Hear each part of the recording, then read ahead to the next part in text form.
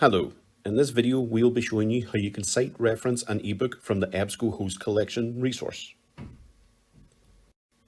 On the ebook that you wish to cite reference, you will notice on the right side of the screen there is a Tools option where you will find a Cite button. Just click on that.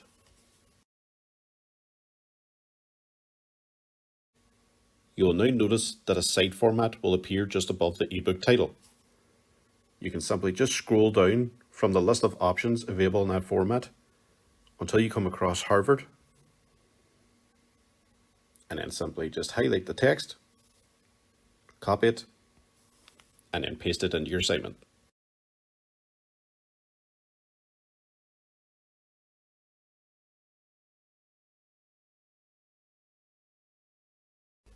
If you are reading the ebook in a PDF format, the Cite button will be found just above it in the main menu, in between Print Pages and Dictionary.